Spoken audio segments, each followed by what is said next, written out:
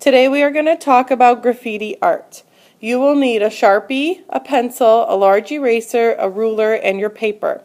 If you do not have all of these materials, please go and get them now. If you do not have a large eraser, they are in the container on the counter in the copper bin. You will also find Sharpies in these bins right next to the erasers. If you do not have a pencil, you can check the pencil bin. If there are no pencils in the pencil bin, you need to go back up to your locker and get your pencil. If you do not have a ruler, the rulers are in the top drawer all the way by the door.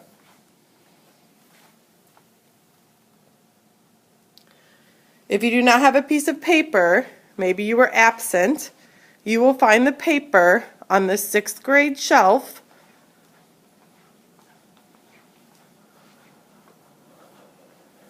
right on the middle. Please go get all of the items needed and we will start.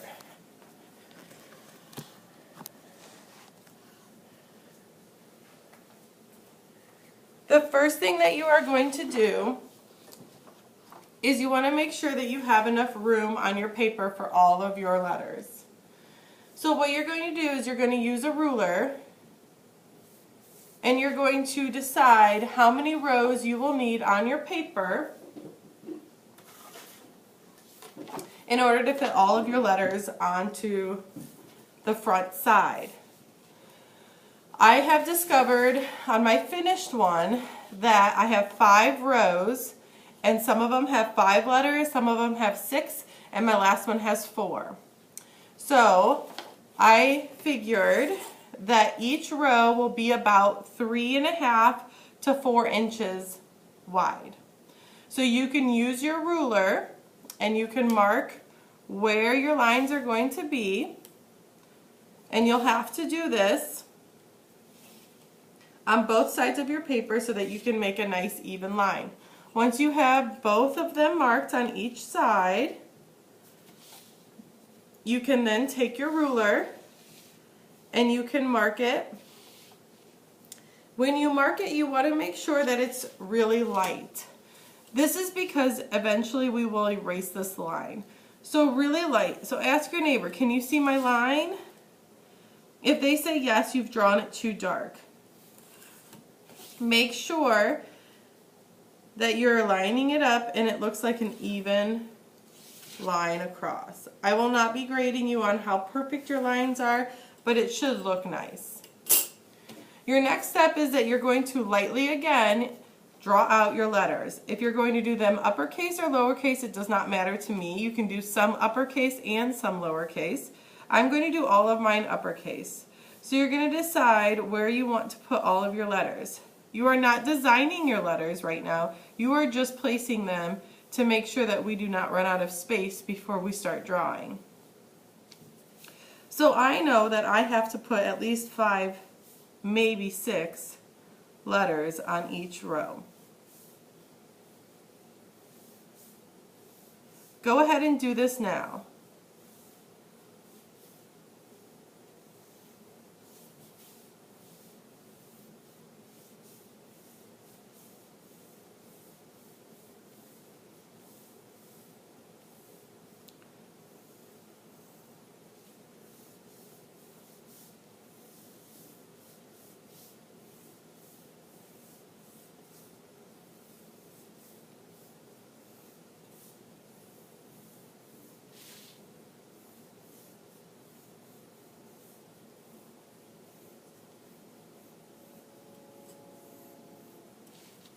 Once you have all of these finished, what you need to do next is to start stylizing your graffiti letters.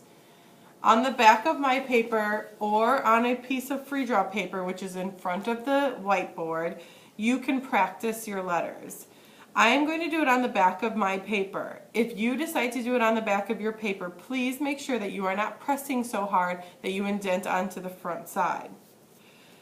There are 2 different ways that you can do graffiti art.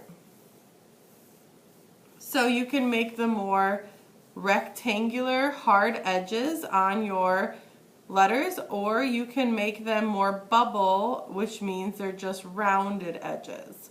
So I'm going to demonstrate both to you now, and then you can decide if you want to mix them, if you want to add different details to them, however you're going to stylize them. So this one I'm going to do the more hard edges blocked off.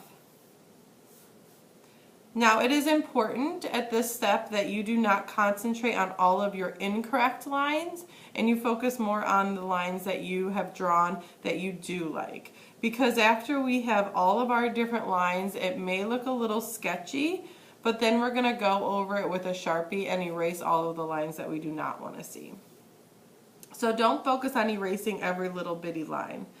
Then you can add these things called serifs, and these are at the end of the letters, and they just kind of create more of an interesting look. You can go all the way through the bottom of your letter, or you can just do one side. So it just kind of makes them a little bit more unique. You don't have to add these on the ends. You can always add little details such as triangles. You can add arrows, however you want it to look. And then this one, I'm going to do the more rounded bubble letters. So you're just creating kind of ovals around your letter. I'm going to flip it over and I'm going to demonstrate the H. So I like the blocked off letters. So I'm going to do the blocked off letters. Please watch me do this first, and then you can start doing yours. I will only demonstrate one letter. Notice I'm going right through my letter. I'm drawing really light so then I can just erase my lines when I'm finished. Then I'm going to decide I want some zigzag lines going through my letters to make it look a little bit more interesting. I'm going to add some lines and some dots to create the eye to move a little bit. Then maybe I'll add the zigzags on the ends of my line going through my H. Once you have it the way you want it, you're going to take your Sharpie and you're going to Sharpie only the lines that you want us to see. You're going to leave all of those other lines, and then after you're done Sharpieing, you can simply take your big eraser and erase all the lines that we don't want to see.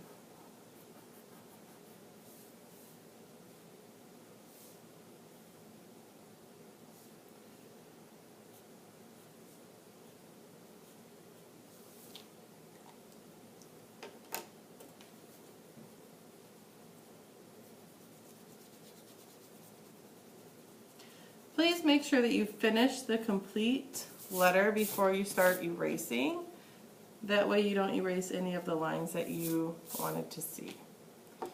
You may now work on your alphabet, and please don't go any farther than the Sharpie, and I will demonstrate how to color your letters in a little bit. Here is my finished lowercase graffiti alphabet. So I need to finish my Z here, but as you can see, I drew my Z in and then I just went around it and tried to finish the outline of it. Okay, then that's when you can take your big eraser and you can kind of erase all of your lines that you do not want to see.